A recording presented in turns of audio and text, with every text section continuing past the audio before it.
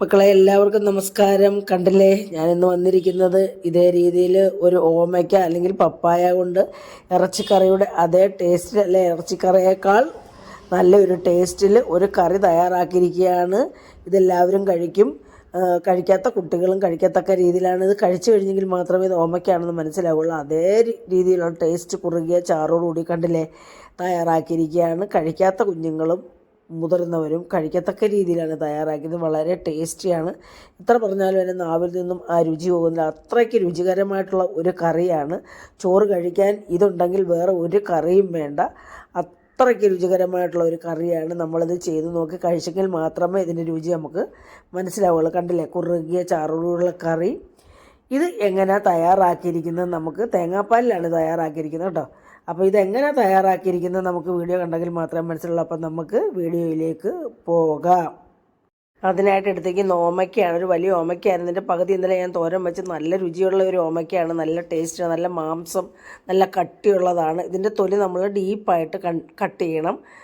കുരുവൊക്കെ കളഞ്ഞതിന് ശേഷം അപ്പോൾ നമുക്ക് കഴുകി കട്ട് ചെയ്തെടുക്കണം. പിന്നെ 2 തക്കാളി, ഒരു വലുതും ഒരു ചെറുതും എടുത്തിട്ടുണ്ട്. പിന്നെ മീഡിയം പരുവത്തിലുള്ള 2 സവാള, നമുക്ക് ഇഷ്ടമുള്ള അത്രയും സവാള എടുക്കാം. പിന്നെ 2-3 പച്ചമുളകും എടുത്തിട്ടുണ്ട്. അപ്പം നമുക്കിത് കട്ട് ചെയ്തുകൊണ്ട് വരാം. അപ്പം മക്കളെ, നമ്മൾ തന്നെ ഇതേ രീതിയിൽ നമ്മുടെ ഈ പപ്പായ അല്ലെ ഓമയ്ക്ക ചെത്തി സ്ക്വയറാക്കി എടുത്തിട്ടുണ്ട്. അതേ രീതിയിൽ തന്നെ നമ്മൾ സവാള ചെയ്യുന്നുണ്ട്. ഈ രീതിയിൽ സ്ക്വയർ മോഡൽ നമ്മൾ കട്ട് ചെയ്തെടുത്തിട്ടുണ്ട്. പിന്നെ പച്ചമുളകും ഇങ്ങനെ കട്ട് ചെയ്ത് വെച്ചിട്ടുണ്ട്. പിന്നെ ഒരു വലിയ കഷ്ണം ഇഞ്ചി ഇതേ രീതിയിൽ കട്ട് ചെയ്ത് വെച്ചിട്ടുണ്ട്. ഒരു 2-3 അല്ലി വെളുത്തുള്ളിയും ഇതേ രീതിയിൽ കട്ട് ചെയ്ത് വെച്ചിട്ടുണ്ട്. പിന്നെ ഒരു ചെറിയ തേങ്ങയാണ് ചിരകി വെച്ചിട്ടുണ്ട്. ഇതിൻ്റെ പാലാണ് നമുക്ക് ആവശ്യം. അപ്പോൾ ഇത് പിഴിഞ്ഞ് ഇതിൻ്റെ 1-ാം പാലും 2-ാം പാലും എടുക്കും. പിന്നെ നമ്മൾ ഇതിനകത്ത് കറുവപ്പട്ട, അതുപോലെ തന്നെ ഇറച്ചിക്ക് ചേർക്കുന്ന അതേപോലെ തന്നെ മുളക് പൊടി, മല്ലിപ്പൊടി, പിന്നെ മസാലപ്പൊടി, ഇതെല്ലാം നമ്മൾ ചേർക്കും. അപ്പം നമുക്ക് കറി തയ്യാറാക്കാം. അതിനായിട്ട് നമുക്ക് ചട്ടി അടുപ്പേ വെക്കാം. അപ്പോൾ നമുക്ക് കറി തയ്യാറാക്കാൻ നമ്മുടെ ചട്ടി അടുപ്പേ വെച്ചിട്ടുണ്ട്. മൺചട്ടിയാണ്. നമ്മൾ സാധാരണ മിക്ക കറികളും മൺചട്ടിയിലാണ് ചെയ്യാൻ പറ്റുന്നത്. നോക്കാം, നമ്മൾ മൺചട്ടിയിൽ തന്നെ ചെയ്യണം. ഉപ്പ് എരിയൊക്കെ പിടിക്കുമ്പോൾ സ്റ്റീലായാലും ബുദ്ധിമുട്ടാണ്. അപ്പോൾ നമ്മളിതിലേക്ക് ഇതൊക്കെ മൂപ്പിക്കാനുള്ള ആവശ്യത്തിനുള്ള വെളിച്ചെണ്ണ ഒഴിച്ചു കൊടുക്കാം. ഞാനിതിപ്പം 2 ടേബിൾ സ്പൂൺ മതി. 2 ടേബിൾ സ്പൂൺ വെളിച്ചെണ്ണയാണ് ഒഴിച്ചു കൊടുക്കുന്നത് കേട്ടോ. അത് മതി. അപ്പോൾ വെളിച്ചെണ്ണ മൂക്കട്ടെ. അപ്പം വെളിച്ചെണ്ണ മൂത്തിട്ടുണ്ട്. നമ്മൾ ഇതിലേക്ക് താണ്ടി ഈ തക്കാളി ഇട്ടൊന്ന് മൂപ്പിച്ചെടുക്കുക കേട്ടോ. ഇതിൻ്റെ തൊലി നമുക്ക് കളയണം. നമുക്കിതിൻ്റെ തൊലി വേണ്ട. അപ്പം നമുക്കിത് എണ്ണയ്ക്കകത്തിട്ടൊന്ന് മൂപ്പിച്ചെടുക്കാം. ഇതിൻ്റെ തൊലിയൊക്കെ പൊട്ടുന്നിടം വരെ, വീണ്ടും കയറി വരുന്നിടം വരെ നമുക്കിതൊന്ന് മൂപ്പിച്ചെടുക്കാം. അപ്പോൾ നമ്മുടെ തക്കാളിയുടെ തൊലിയൊക്കെ ഞൊങ്ങിയിട്ടുണ്ട്. ഞാനിങ്ങനെ എടുക്കുവാണ്.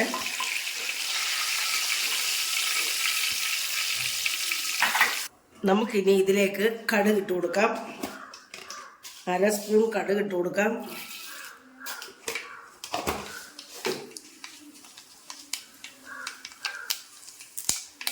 വറ്റൽമുളക്, കറിവേപ്പില. നമ്മൾ ഇതിനകത്ത് കടുക് വറക്കേണ്ട കാര്യമില്ല കേട്ടോ. നമ്മൾ സാധാരണ കറിയൊക്കെ വെക്കുമ്പോൾ കടുക് വറക്കുമല്ലോ വീണ്ടും. നമുക്കങ്ങനെ ചെയ്യേണ്ട കാര്യമില്ല. ഇതിലേക്ക് ഞാൻ ഇഞ്ചിയും വെളുത്തുള്ളി ഇട്ട് കൊടുക്കുവാണ്.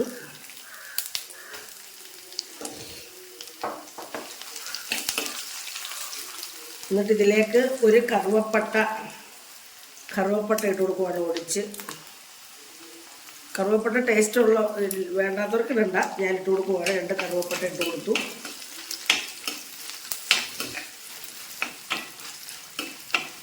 ടേസ്റ്റ് ഇഷ്ടമില്ലാത്തവരുണ്ട് കേട്ടോ. ഇനി നമുക്കിതിലേക്ക് നമ്മുടെ സവാള ഇട്ട് കൊടുക്കാം. സവാള മൂക്കാൻ വേണ്ടി ഇട്ട് കൊടുക്കാം.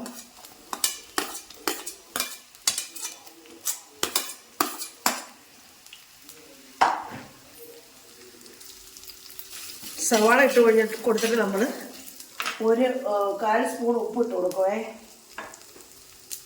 സവാള ഒന്ന് മൂക്കാൻ വേണ്ടിയാണേ.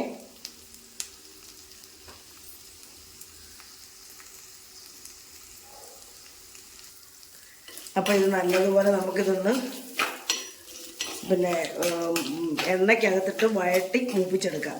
ക്രിസ്പി ആവരുത്, എണ്ണയ്ക്കകത്തിട്ട് മൂത്ത് വരുവേ ചെയ്യാവുള്ളൂ. അപ്പോൾ ഇത് കിടന്ന് എണ്ണയ്ക്കകത്ത് ഇതൊന്ന് മൂക്കട്ടെ. ആ സമയത്ത് നമുക്ക് നമ്മുടെ തേങ്ങയുടെ പാല് റെഡിയാക്കി എടുക്കാം. അപ്പോൾ നമ്മുടെ ഉള്ളി സവാള എല്ലാം നന്നായിട്ട് വെന്ത് മൂത്തിട്ടുണ്ട്. നമുക്ക് ഇതിലേക്ക് ഇനിയും ഈ പച്ചമുളകും നമ്മുടെ ഓമയ്ക്കായി ഇട്ട് കൊടുക്കാം, അതായത് പപ്പായ ഇട്ട് കൊടുത്തിട്ട് നമുക്കിതൊന്ന് കൂട്ടി യോജിപ്പിക്കാൻ വെക്കാം. ഇതേപോലെ തന്നെ ഇതിനകത്ത് കിടന്ന് ഈ എണ്ണയും ഒക്കെ ഒന്ന് പിടിക്കണം. ഇതിനകത്ത് ഉപ്പ് നമ്മൾ സവാളയ്ക്കകത്ത് ചേർത്തിട്ടുണ്ടായിരുന്നല്ലോ, അപ്പോൾ നമുക്ക് ഇതിനകത്ത് വേണമെങ്കിൽ കുറച്ച് ഉപ്പും കൂടെ നമുക്ക് ചേർത്ത് കൊടുക്കാം. ഈ എണ്ണയ്ക്കകത്ത് ഇത് കിടന്നൊന്ന് മൂക്കണം, നമ്മുടെ പപ്പായ കിടന്നൊന്ന് മൂക്കണം, മൂത്ത് വേവണം കേട്ടോ. അപ്പോൾ ഇതേ രീതിയിലൊന്ന് മൂത്ത് വേവട്ടെ, ഒന്ന് മൂക്കട്ടെ, നമുക്കിതൊന്ന് മൂപ്പിക്കാം.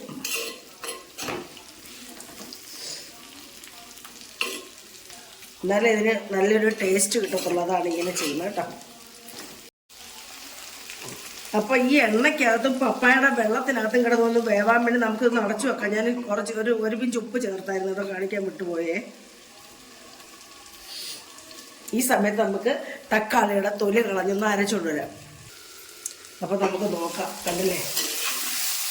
അപ്പോൾ നമുക്കിതിലേക്ക് ഇനിയും പൊടികളൊക്കെ ചേർത്ത് കൊടുക്കാം. പൊടികളൊക്കെ ചേർത്തിട്ട് ഒന്നുകൂടി ഒന്ന് വേവിക്കണമല്ലോ, വേവണമല്ലോ. അപ്പോൾ നമുക്ക് പൊടികളൊക്കെ ചേർത്ത് കൊടുക്കാം. 1/4 ടീസ്പൂൺ കേട്ടോ മഞ്ഞൾപ്പൊടി, പിന്നെ ഒരു 2 ടീസ്പൂൺ മുളക് പൊടി കേട്ടോ, 2 ടീസ്പൂൺ മതി. 2 ടീസ്പൂൺ, ഒരു 1.5 ടീസ്പൂൺ കണക്കാക്കിയാണ് മല്ലിപ്പൊടി ചേർത്ത് കൊടുക്കുന്നുണ്ട്. 1.5 ടീസ്പൂൺ ഉണ്ട്. നമ്മൾ ഇതിലേക്ക് ഇനി മസാല, അതായത് പെരുംജീരകം പൊടിയാണ് ഒരു 1/2 ടീസ്പൂൺ ചേർത്ത് കൊടുത്തിട്ടുണ്ട്. നമുക്കിതൊന്ന് കൂട്ടി ഇളക്കി ഇതിൻ്റെ അകത്തിട്ടൊന്ന് കൂട്ടി യോജിപ്പിക്കാം.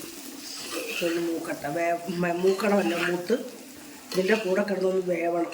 അപ്പോൾ ഇത് മൂപ്പിക്കാം നമുക്ക്.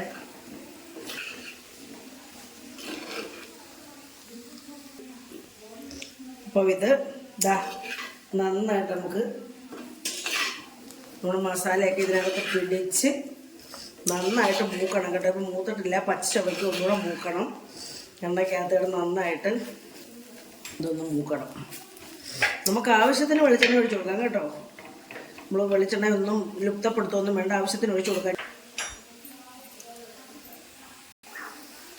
നമ്മളൊരു 1/2 സ്പൂൺ ഉപ്പും കൂടെ നമ്മുടെ ഈ പപ്പായ ഓമയ്ക്കായി ഇട്ട് കൊടുക്കുക. 1/2 സ്പൂൺ ഓമയ്ക്ക് ഉപ്പില്ല, ഞാനൊന്ന് നോക്കി കേട്ടോ. അപ്പോൾ നമ്മളിത് ഒന്നുകൂടെ ഈ മസാലയൊക്കെ നന്നായിട്ട് മൂത്തിട്ട് നമ്മൾ ഇതിലേക്ക് വേണേൽ നമുക്ക് കുരുമുളക് ഇട്ട് കൊടുക്കാം കേട്ടോ. കുരുമുളക് പൊടിയൊക്കെ ചേർക്കാം. ഇപ്പം ഞാൻ കുരുമുളക് ഇട്ടിട്ടില്ല, ഇവിടെ എരിവ് കൂടുതലാവും, അതുകൊണ്ടാണ് ഞാൻ കുരുമുളക് ചേർക്കാറുണ്ട്. ഇതിലേക്ക് ഒരു 1/2 സ്പൂൺ മസാലപ്പൊടി കൂടി ചേർത്തത് കേട്ടോ. ഇതെല്ലാം കൂടി ഇട്ട് ഒന്ന് കൂട്ടി ഇളക്കി നന്നായിട്ട് നമ്മുടെ മസാലയൊക്കെ മൂത്ത് കഴിയുമ്പോൾ എന്തൊരു ടേസ്റ്റാണെന്നറിയാം. ഇറച്ചിക്കറി പോലും മാറി നിൽക്കും, അതേ രീതിയിലെ ടേസ്റ്റാണ് ഈ കറിക്ക്. നമുക്കിനി ഇതിലേക്ക് നമ്മുടെ തക്കാളി അരച്ചത് ചേർത്ത് കൊടുക്കുക. തക്കാളി ചേർക്കുന്ന നമ്മൾ ഒരു കൊഴുപ്പ് കിട്ടാനും കേട്ടോ, കൊഴുപ്പ് കിട്ടാനും ടേസ്റ്റ് കിട്ടാനും വേണ്ടിയാണ് നമ്മൾ ഇതുപോലെ അരച്ച് ചേർക്കുന്നത് കേട്ടോ.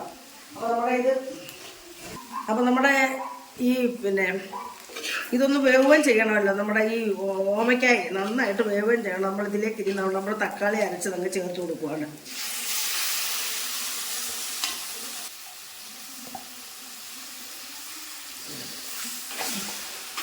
ഇതിനെയും കൂട്ടിച്ചേർത്ത് നന്നായിട്ട് ഇളക്കി ഇതിനകത്തങ്ങ് യോജിപ്പിക്കണം. എന്നിട്ട് ഇതൊന്ന് പറ്റട്ടെ, നമ്മുടെ ഈ തക്കാളിയുടെ നീരെല്ലാം ഒന്ന് പറ്റണം, ഇതിനകത്തൊന്ന് കൂട്ടിച്ചേരണം. അതിനുവേണ്ടി നമ്മളൊന്ന് ഇളക്കി കൊടുക്കുവാണ്.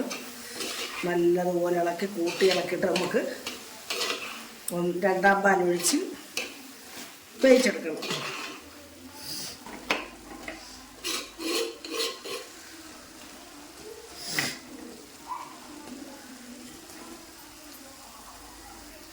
അപ്പോൾ നമ്മുടെ തക്കാളിയെല്ലാം ഇതിനകത്ത് ചേർന്ന് അങ്ങ് കുറുകിയിട്ടുണ്ട്. ഇനി നമുക്കിതിലേക്ക് 2-ാം പാലൊഴിച്ച് അടച്ച് വെച്ച് നമുക്ക് വേവിക്കാം. അപ്പോൾ 2-ാം പാൽ ഒഴിക്കുവാണ്.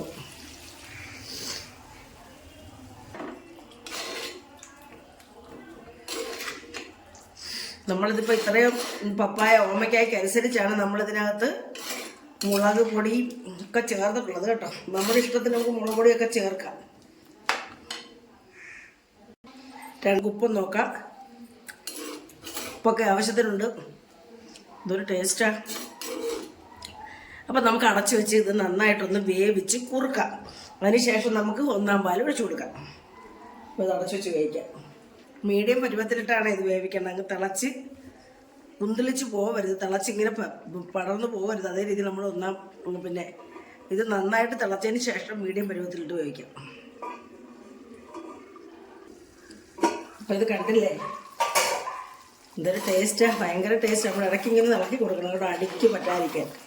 എല്ലാവരും പറയും തേങ്ങാപ്പാൽ ഒഴിച്ചാൽ പിരിയും കണ്ടില്ലേ, എങ്ങും പിരിഞ്ഞിട്ടില്ല കണ്ടോ, നല്ല കൊഴുത്ത് ഇരിക്കുന്ന ടേസ്റ്റ് ഉണ്ട്. അതെല്ലാം വെന്തിട്ടുണ്ട് കേട്ടോ, ഇതാ നന്നായിട്ട് വെന്തിട്ടുണ്ട്, ഇതാ കണ്ടില്ലേ. അപ്പം ഓമയ്ക്ക കഴിക്കാത്ത മക്കളും ഇത് കഴിക്കും കേട്ടോ. അതേ രീതിയിലുള്ള ടേസ്റ്റാണ്. ഞാനത് 1-ാം പാലം ഒഴിച്ചു കൊടുക്കുക.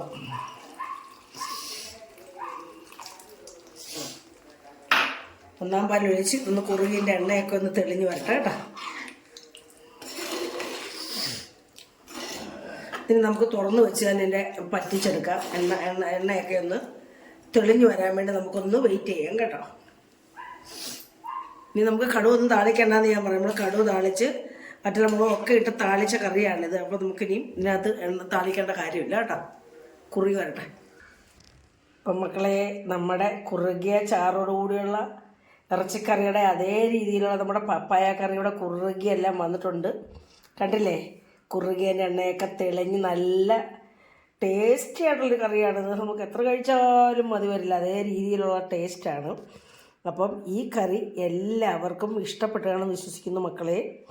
ഇഷ്ടപ്പെട്ടിട്ടുണ്ടെങ്കിൽ എല്ലാവരും സാധാരണ ചെയ്യുന്ന പോലെ തന്നെ സപ്പോർട്ട് ചെയ്യുക, ലൈക്ക് ചെയ്യണം കേട്ടോ. ലൈക്ക് ചെയ്ത് സപ്പോർട്ട് ചെയ്ത് ഓൾ ബട്ടണിലൊന്ന് ക്ലിക്ക് ചെയ്ത് എനേബിൾ ആക്കിയെങ്കിൽ മാത്രമേ ഞാനിടുന്ന വീഡിയോസിന് നോട്ടിഫിക്കേഷനൊക്കെ കിട്ടുകയുള്ളൂ മക്കളെ. അപ്പോൾ അടുത്ത ഒരു നല്ല വീഡിയോ ആയിട്ട് വരുന്നവരെയും മക്കളെ എല്ലാവർക്കും എൻ്റെ നന്ദി, നമസ്കാരം.